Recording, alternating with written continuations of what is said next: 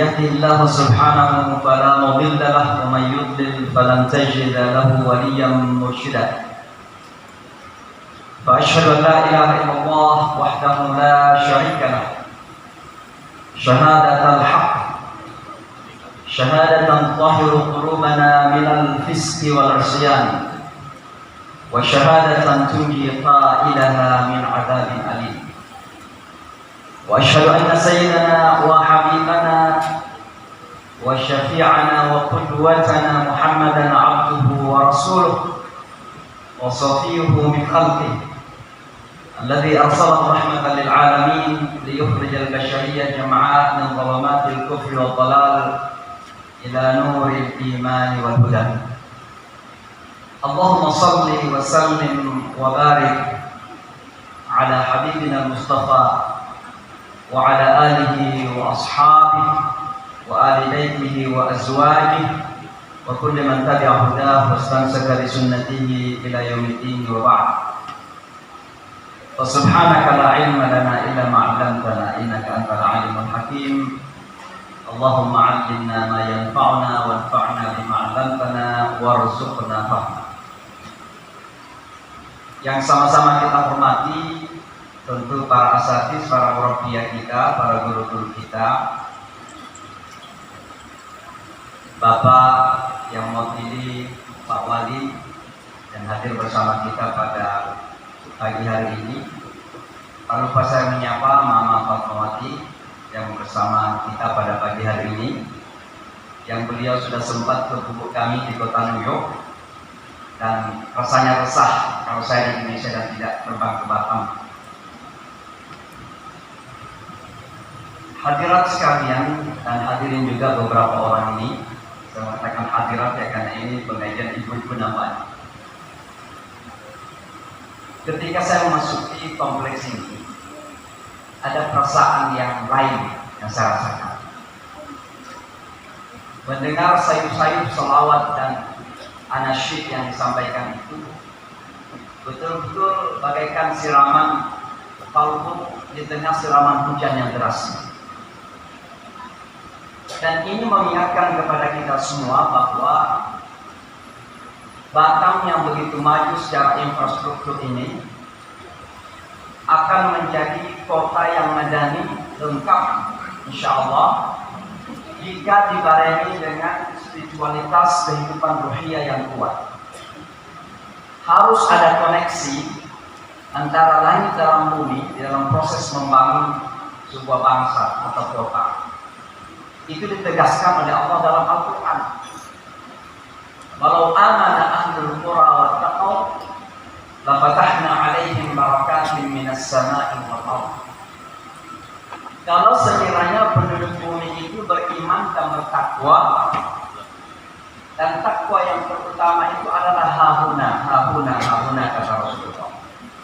Ada dalam hati yang kokoh dengan keimanan, dengan zikrullah. Ala bidzikrillah tatma'innul qulub.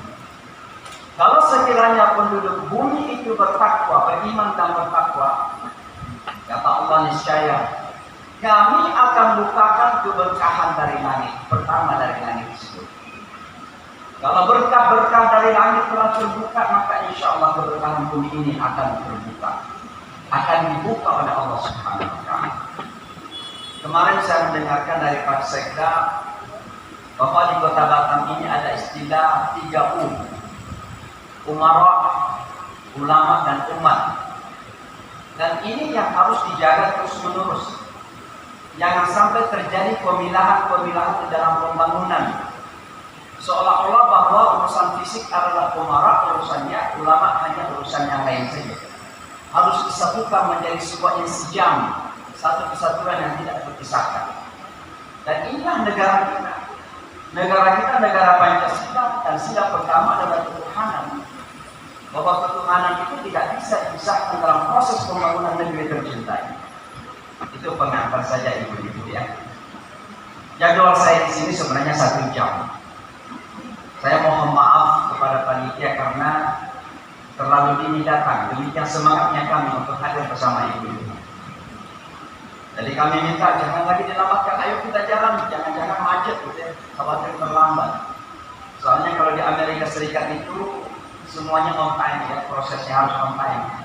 Dan terkadang kalau saya ada jadwal, lebih baik saya duluan daripada terlambat. Dan alhamdulillah ternyata sampai duluan lagi. Sempat menikmati kasidahan-kasidahan yang luar biasa. Mari kita memulai tentunya majelis kita ini dengan menyampaikan puji syukur kita kepada Allah. Kesyukuran kita kepada Allah ini adalah kata yang sederhana, yang populer, tapi merupakan esensi dari iman dan Islam kita. Sebab segala sesuatu yang kita lakukan dalam agama ini itu bermuara, bertujuan, orientasinya adalah untuk menyampaikan rasa syukur kita kepada Allah Subhanahu wa ta'ala. Kenapa demikian? Karena segala sesuatu yang terjadi dalam hidup ini, bahkan hidup kita sendiri ini, adalah karunia Allah Subhanahu wa ta'ala. Luar biasa pagi ini kita bisa merasakan ketenangan batin dengan zikrullah. Tapi kalau kita melihat ke belakang, siapa yang memberikan kesempatan kepada kita untuk bisa merasakan nikmatnya zikir kita? Kenapa di saat kita menyebut asma'ullah bersalawat kepada baginda Al-Habib Rasulullah sallallahu alaihi wasallam, kita merasakan nikmat yang luar biasa. Siapa yang memberikan kesempatan itu kalau bukan Allah Subhanahu wa ta'ala? Maka segala sesuatu yang kita lakukan dalam agama dan dalam hidup kita ini sesungguhnya bermuara kepada Alhamdulillahirabbil alamin. Maka ayat pertama pun dalam Al-Quran setelah Bismillahirrahmanirrahim adalah Alhamdulillahirabbil alamin. Kenapa kita mengatakan bahwa ini adalah esensi iman dan Islam? Karena sesungguhnya kata para ulama kita, ketika Allah menginformasikan, menyampaikan dalam Al-Quran, wa ma khalaqtul jinna wal insa illa liya'budun, tidaklah saya, kata Allah, menciptakan jin dan manusia kecuali untuk beribadah. Salah satu makna ibadah itu adalah bersyukur, liyashkurun, untuk bersyukur kepada Allah. Maka Rasulullah SAW suatu ketika menjadikan istrinya terkagum-kagum. Kenapa terkagum-kagum? Baginda, kecintaan kita yang dijamin masuk surga, dijaga dari dosa-dosa, maksum dari segala kesalahan. Tidak ada manusia yang akan masuk surga tanpa didahului baginda Rasulullah sallallahu alaihi wasallam. Tapi setiap malam wajib untuk bangkit salat malam. Kebanyakan hari-harinya dihabiskan untuk berpuasa. Sampai nampak atharus sujud, tanda-tanda sujud dan rukuknya Rasulullah SAW. Istrinya bertanya, kenapa engkau lakukan semua ini ya Rasulullah? Kata Rasulullah, bukan karena saya nabi, bukan karena saya yang paling bertakwa, tapi jawaban beliau sangat luar biasa tawadhu'nya kepada Allah. Afala akunu 'abdan syakura? Tidakkah saya ini seharusnya menjadi hamba yang bersyukur? Maka jangan karena dua rakaat salat malam seolah-olah kunci surga sudah berada di kantong kita. Jangan karena salat duha kita 2 rakaat kita sudah merasa dijamin masuk surga. Mari kita terus-menerus bersyukur kepada Allah. Dan apa makna syukur itu? Menjaga dan meningkatkan. Dijaga dan ditingkatkan. Tadi wali kota memperdoakan minta agar konsisten. Konsistensi itu penting sebagai bagian dari rasa syukur. Kalau kita berzikir pada pagi hari ini, bawa zikir ini ke segala muara dunia. Zikir bukan saja di masjid. Zikir harus terjadi di rumah. Zikir harus ada di jalan-jalan. Zikir harus ada di pasar. Zikir harus ada di kantor-kantor. Bahkan zikir harus ada di istana-istana raja dan presiden. Itu adalah zikir yang sejati. Hingga Al-Quran mengingatkan kepada kita, fa idza qudiyatis shalah fantashiru fil ardh wadhkurullaha katsiran la'allakum tuflihun. Apa yang kita lakukan di tempat ini pada saat ini adalah modal. Bawa modal yang besar ini, bawa modal yang kuat ini, untuk kita melanjutkan langkah-langkah kehidupan kita di saat-saat mendatang. Ibu sekalian, sidang jamaah majelis yang saya muliakan, dari sekian banyak karunia itu tentunya selalu saya ingatkan dari kemarin sampai hari ini pun, nikmat terbesar yang harus kita jaga ini dan syukuri adalah nikmat iman dan Islam serta. Beberapa hari yang lalu sebelum saya terbang ke Indonesia, saya sempat mengislamkan seorang hamba Allah yang diberikan hidayah oleh Allah, bukan saya. Saya hanya menuntun saja berikrar. Anak muda berumur 22 tahun, seorang insinyur, baru selesai sekolah. Dia pintar sangat luar biasa. Bahkan dia adalah seorang insinyur dalam bidang yang jarang dikuasai oleh siapapun. Justru kepintaran akalnya inilah menjadikan dia merasa bertanya-tanya. Saya pintar dalam bidang saya, ahli dalam bidangnya, tapi ada sesuatu yang hilang dalam hidupnya. Dan pada akhirnya di bulan Ramadan kemarin, di kampus Yaman di mana dia belajar, dilihat sekelompok anak muda yang sedang tarawih. Dia perhatikan kenapa dia bergerak-gerak gitu, rukuk sujud gitu, apa maknanya gitu. Mulailah dia bertanya-tanya, apa yang kalian lakukan? Apa yang kalian lakukan? Diberikan jawaban yang sederhana, kami adalah Muslim dan kami harus merendahkan diri kepada Allah. Di bulan Ramadan ini kami berpuasa dan kami salat tarawih dan seterusnya. Rupanya ucapan-ucapan sederhana yang menarik hatinya. Anak yang sangat pintar sekali. Dan dia kemudian menyampaikan banyak pertanyaan kepada teman-teman mahasiswa, tapi karena teman mahasiswa tidak terbatas, akhirnya dikirimlah kepada kami. Datanglah kepada kami dengan izin Allah, 30 menit bertanya 3 pertanyaan saja. Apa konsep, salah satunya dari 3 ini satu saya sebutkan, apa konsep salvation, penyelamatan, keselamatan dalam Islam itu? Sebab pada agama yang lain, pada paham yang lain, ada yang mengatakan bahwa untuk selamat itu ya kita percaya kepada sesuatu, ya mohon maaf ini kita menyinggung orang lain, percaya kepada anak Tuhan yang harus disalib agar kita selamat. Tapi dalam agama Islam kita konsepnya jelas. Bahkan baginda Habib Rasulullah SAW hadir berkata kepada putrinya, wahai Fatimah, lakukan segala hal untuk menyelamatkan dirimu dari akhirat nanti. Karena saya tidak bisa menyelamatkanmu, saya hanya datang membawa keselamatan dari Allah. Kalau engkau ikut kepada keselamatan itu, kita semua selamat. Artinya apa? Dalam pandangan Islam, keselamatan itu ada pada tanggung jawab kita masing-masing. Rasulullah akan memberikan syafaat, tapi tanggung jawab kita ada agar syafaat didapatkan dari Rasulullah Sallallahu Alaihi Wasallam. Nah ini kadang disebut nama Rasulullah salawat juga enggak. Padahal mau syafaatnya Rasulullah SAW kan begitu. Nah ini kan tanggung jawab ini. Jadi untuk kita selamat itu ada tanggung jawab. Dalam 30 menit alhamdulillah dia berikrar, asyhadu an la ilaha illallah wa asyhadu anna Muhammadar Rasulullah. Iman dan Islam ini harus kita jaga. Negeri Indonesia ini adalah negeri dengan penduduk muslim terbesar dunia. Jangan sampai orang Amerika berbondong-bondong masuk ke dalam agama ini, sementara kita melihat sebelah mata kepada agama ini.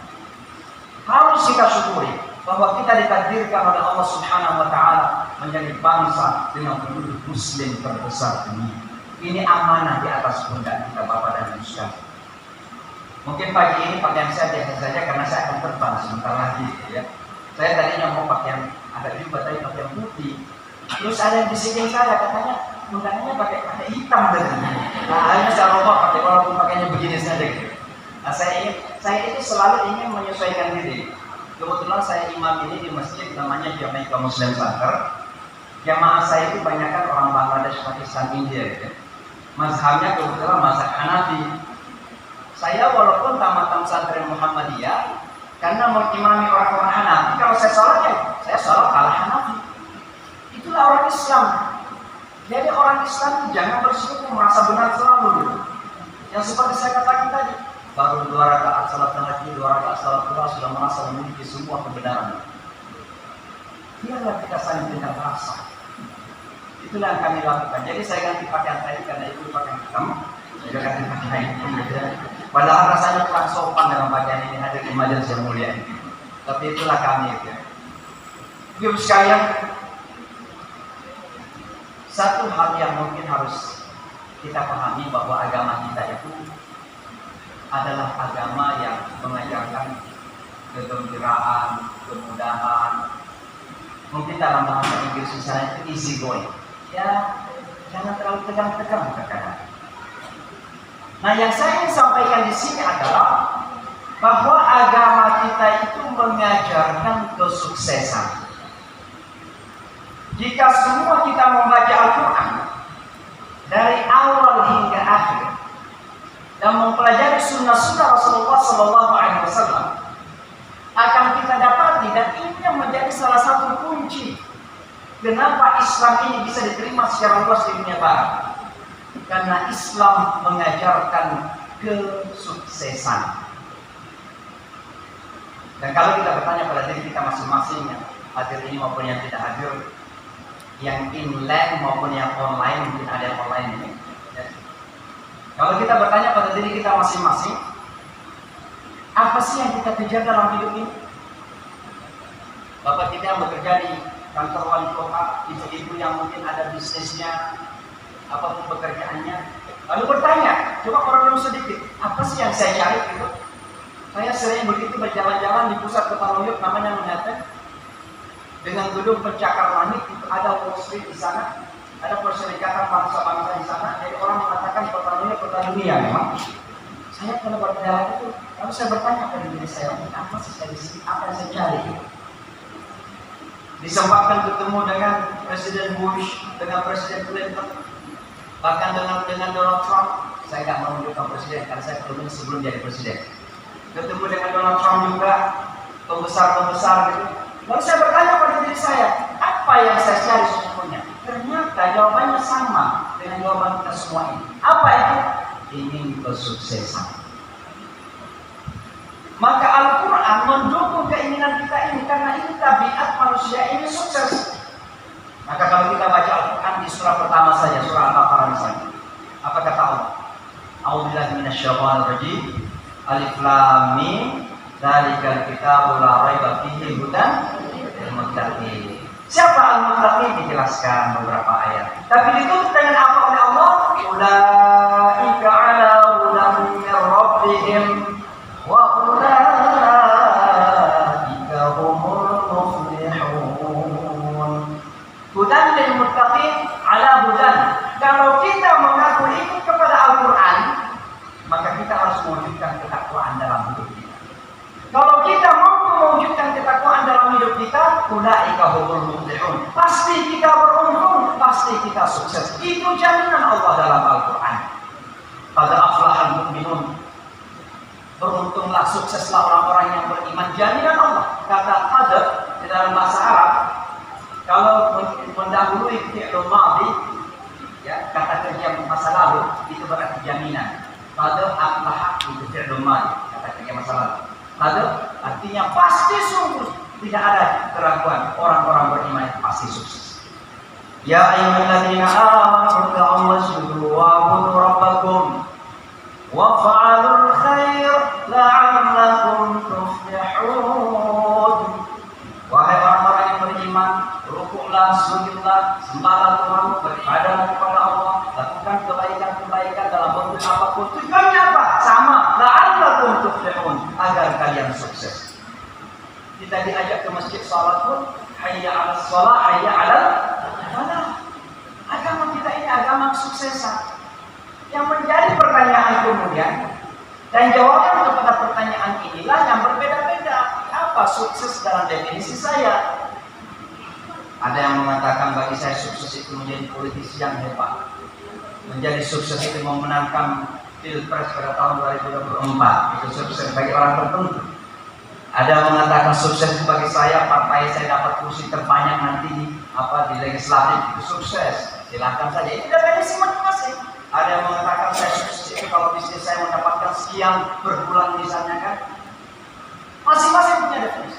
Ada yang mengatakan kalau saya sukses itu adalah mencapai tingkatan akademisi tertinggi, doktor, profesor.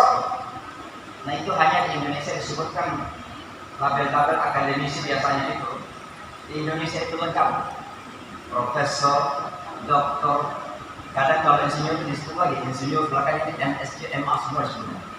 Kalau di Amerika kan disebutkan bapak dan ibu itu. Gak terlalu penting sebenarnya. Yang penting itu esensinya, makna dari sebuah title. Ya. Apakah salah? Enggak, saya akan menyalahkan. Saya cuma menyebutkan bedanya Indonesia dengan Amerika itu. Bahwa title kita ini sesuatu yang sangat penting dan kita hargai untuk bagian dari rasa syukur kita. Tidak apa-apa, tidak masalah. Macam-macam orang memberikan jawaban kepada pertanyaan tadi. Definisi kesuksesan itu apa? Ternyata Allah memberikan definisi yang pasti dalam Al-Quran.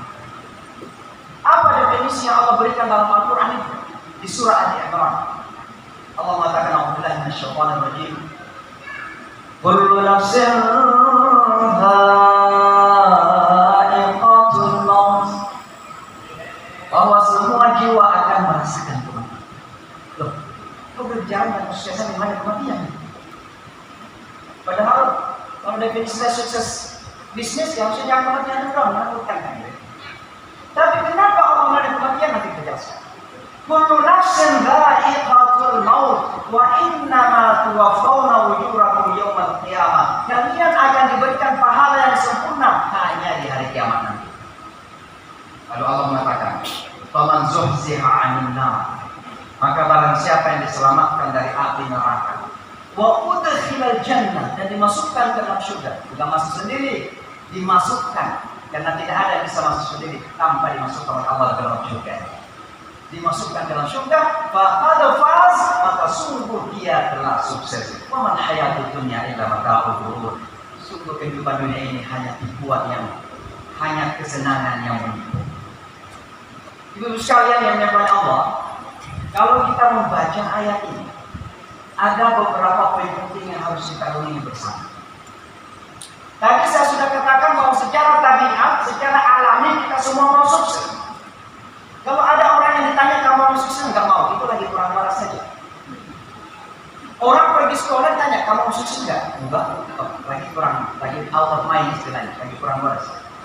Alami orang mau sukses.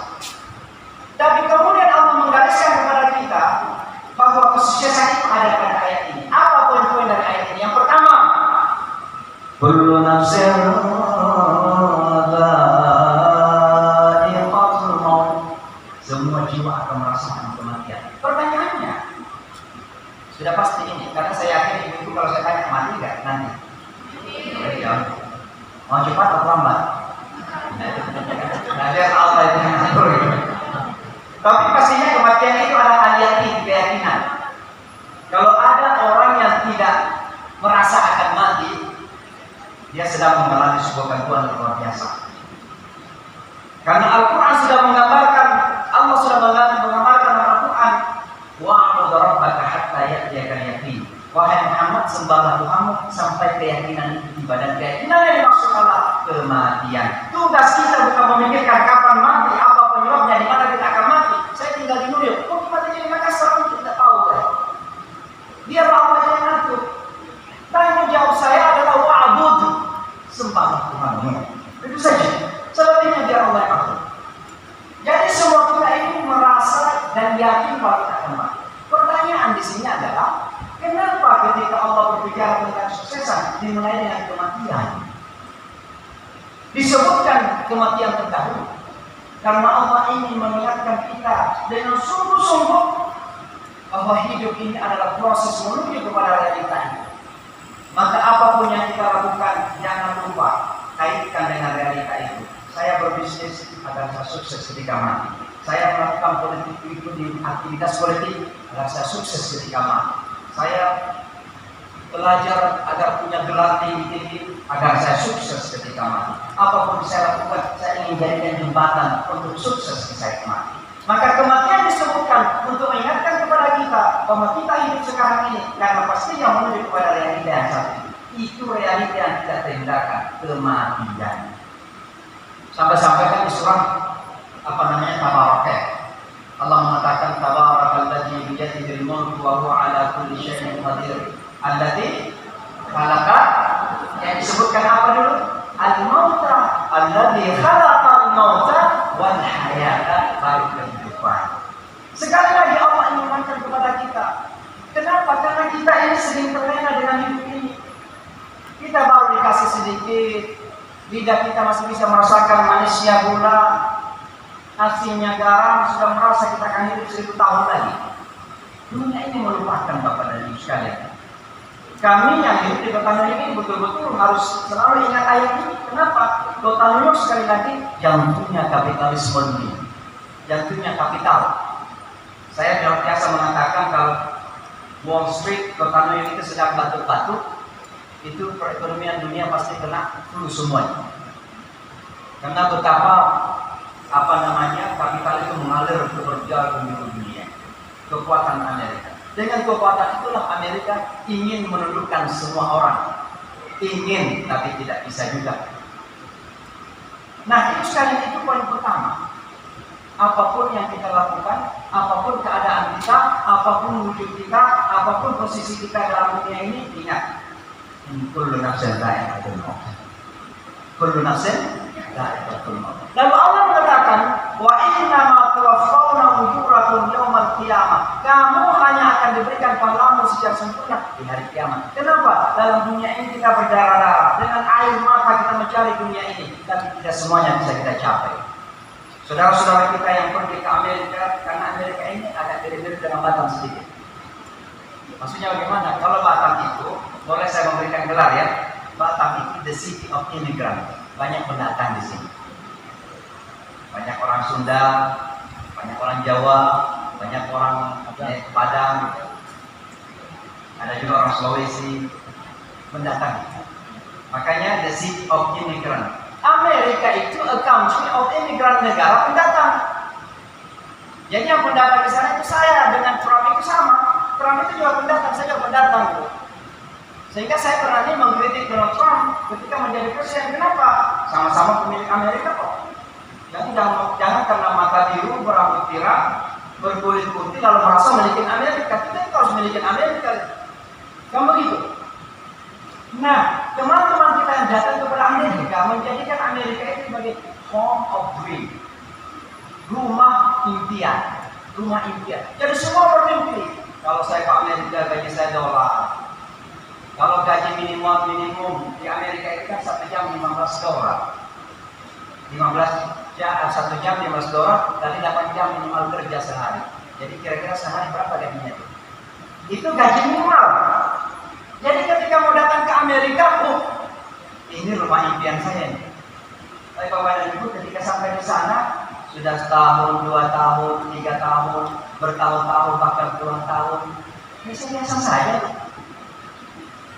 Biasa-biasa saja. Kenapa? Karena dunia itu begitu.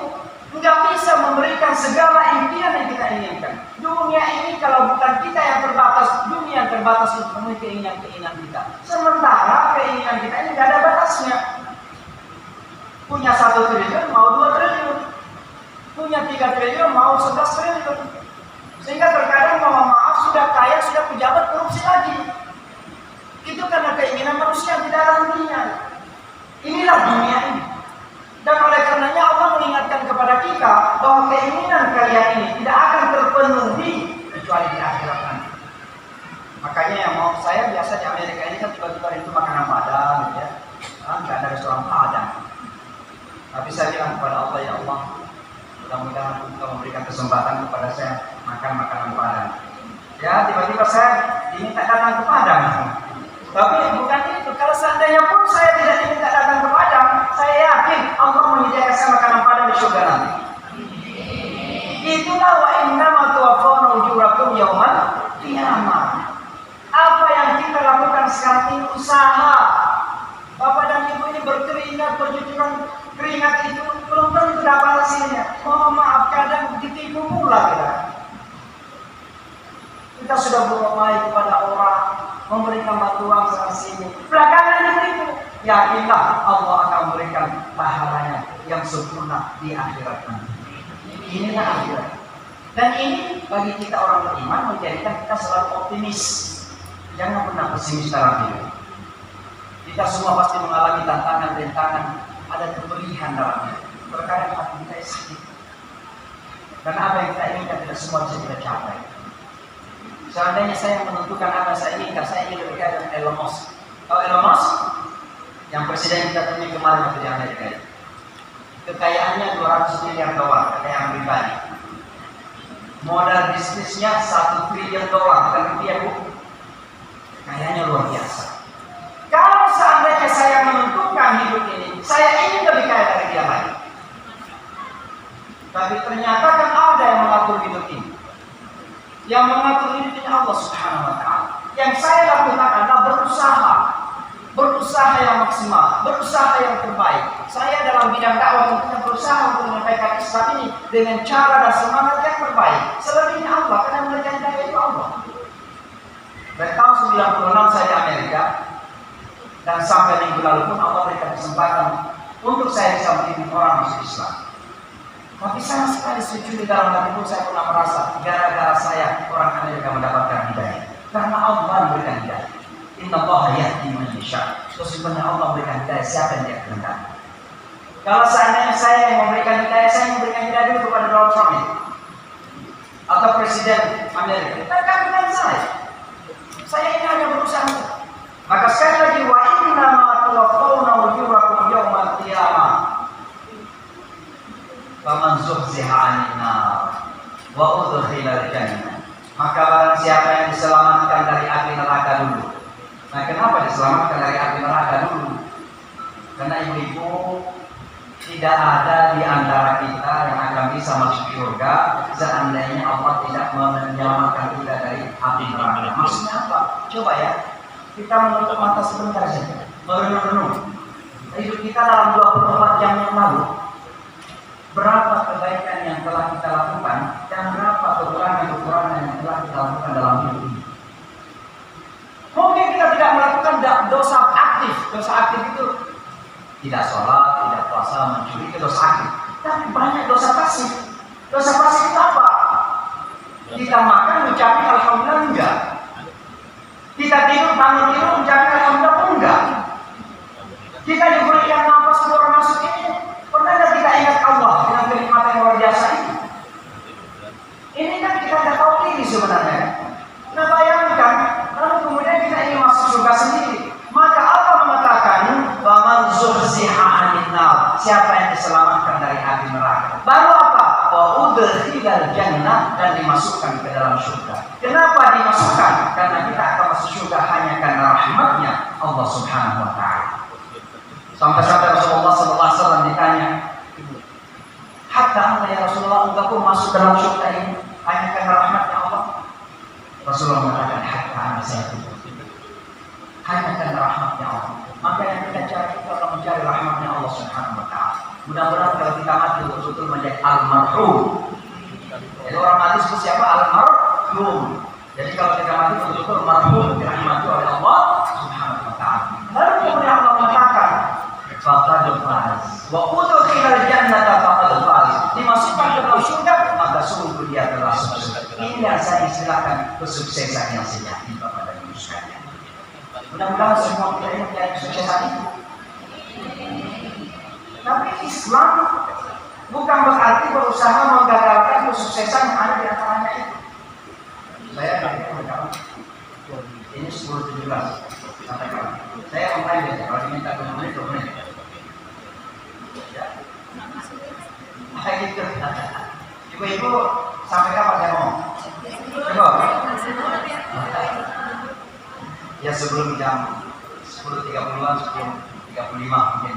Selesai ya, biar jalan ke bandara. Kesuksesan akhirat itu yang kita cari.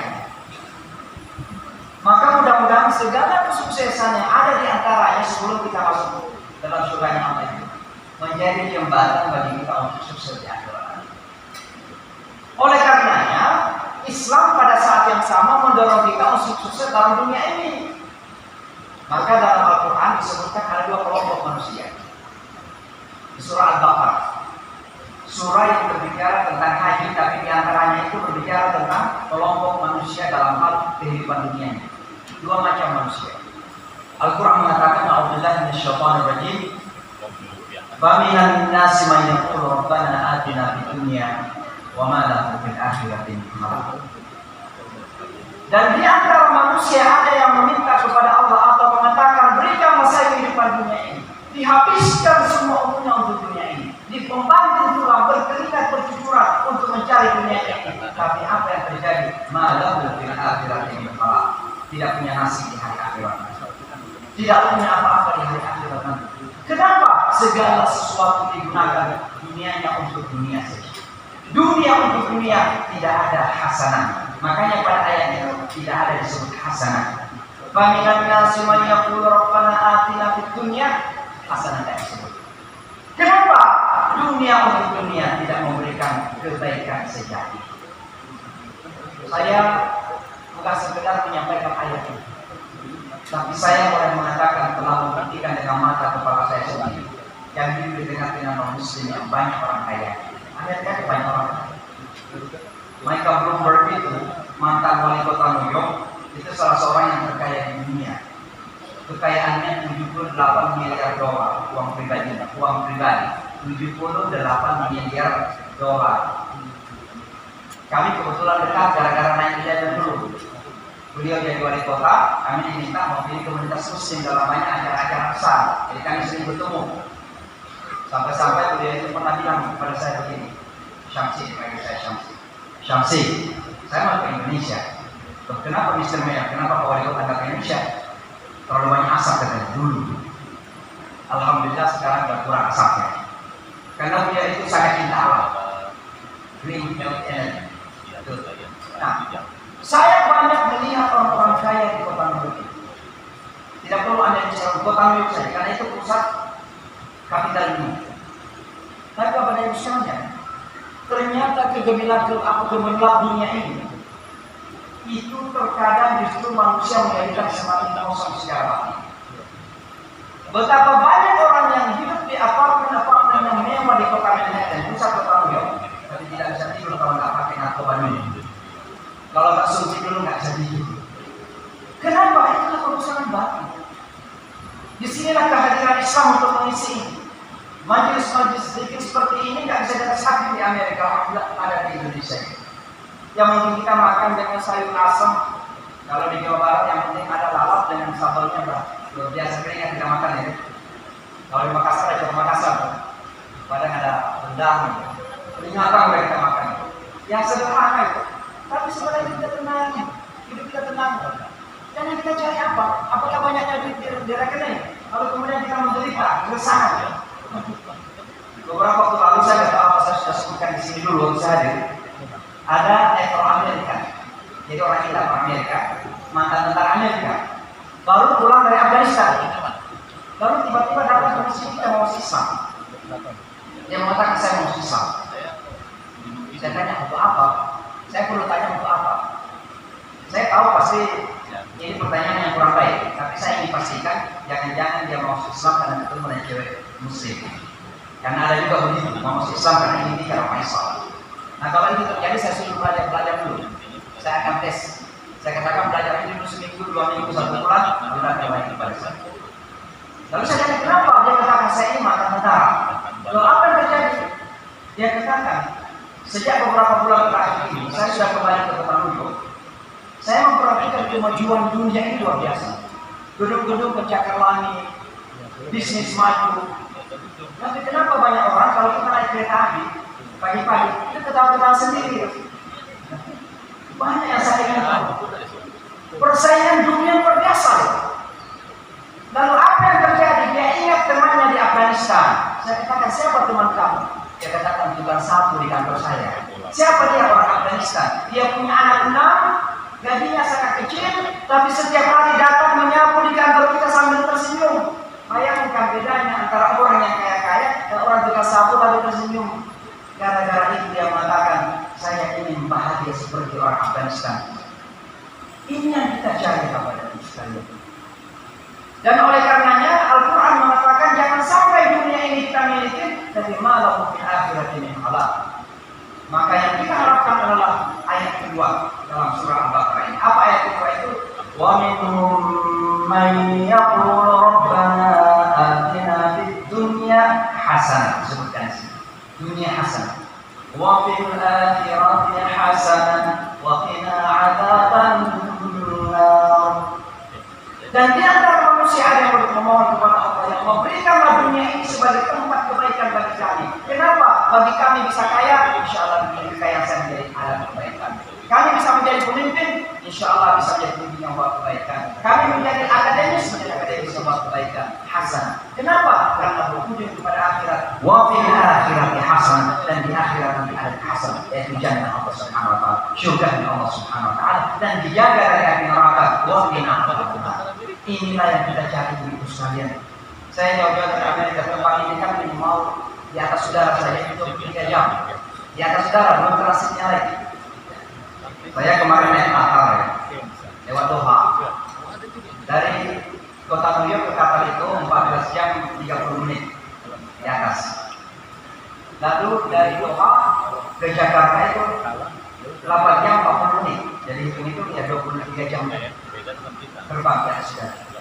Tapi saya datang ini bukan menceritakan kemewahan Amerika, tapi mengingatkan kepada kita bahwa mari kita bangun bangsa ini, mari kita bangun kota ini untuk menjadi jalan menuju ridha Allah Subhanahu wa taala. Agar pada akhirnya kita maju dunianya, kita sukses dunianya, kita bahagia insyaallah dalam dunia ini, dan pada saat yang sama insyaallah di akhir nanti yang paling penting bahagia dalam surganya Allah, bertemu dengan Rasulullah sallallahu alaihi wasallam. Suatu ketika sahabat datang kepada Rasulullah, dia katakan, ya Rasulullah, sampaikan mata saat kapan hari kiamat akan terjadi. Rasulullah dia sallallahu alaihi wasallam diulangi lagi, mata saat ya Rasulullah, kapan hari kiamat akan terjadi. Rasulullah dia. Ketika kalian bertanya lagi, Rasulullah mengatakan, "Famada a'dadta laha?" Apa yang telah kamu bekalkan, persiapkan. Apa yang kamu telah persiapkan itu untuk datangnya hari kiamat. Dan kata kiamat itu kan ada 2 macam. Ada kiamat kubra, ada kiamat subra. Kiamat subra itu individu. Ketika kematian itu terjadi, itu kiamat kita. Kiamat subra kita terjadi di situ. Maka Rasulullah mengatakan, "Famada a'dadta laha?" Apa yang kamu telah persiapkan? Apa kata beliau? Enggak nanya ya Rasulullah. Salat saya biasa-biasa seperti sahabat yang lain. Puasa saya biasa saja. Ghaira anni uhibbullah wa rasulahu. Tapi saya cinta Allah dan Rasul.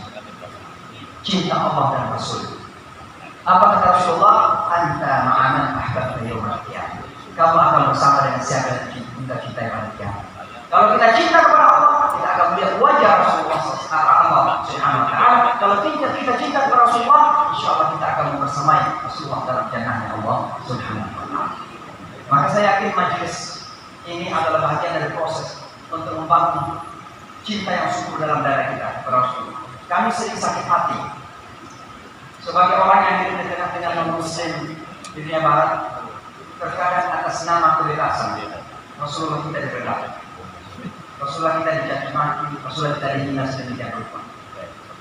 Tapi terkadang ada kegalauan, ingin merespon dengan cara-cara yang kasar juga karena membela Rasulullah. Rasanya nanti Rasulullah mengatakan, kok kamu cinta kepada saya, tapi tidak ikut kepada cara saya. Maka cinta kita kepada Rasulullah itu salah satu diantaranya ikutlah kepada akhlaknya Rasulullah.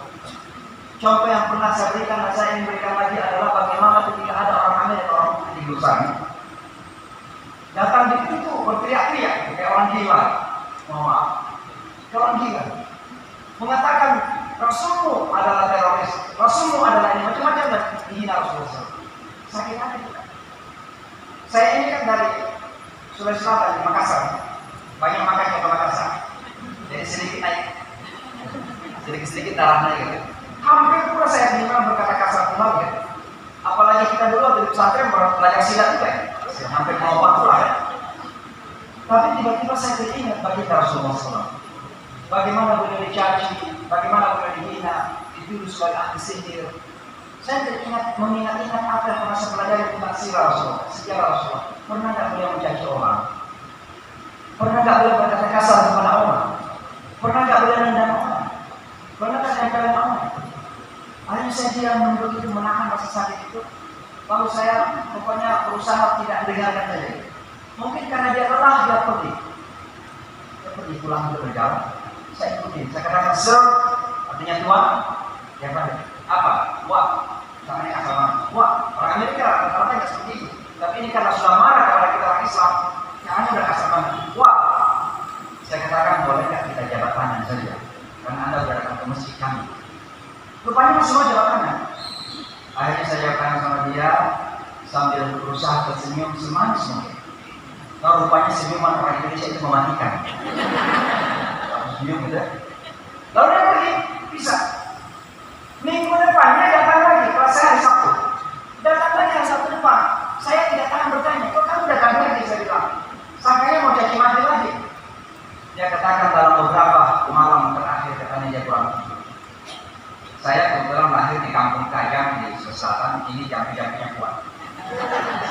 rasakan capek-capek anak ayam. Katanya kenapa nggak bisa tidur? Dia mengatakan minggu lalu saya datang dengan kata-kata yang kasar gitu, ejekan kepada nabi kamu, tapi kamu kok masih kesalahan atau senyum dia bilang. Itu yang menjadikan dia nggak bisa tidur. Kenapa orang Amerika itu cepat merasa diri, merasa bersalah? Sehingga kita ibu sekalian, teman kita ini namanya Matthew.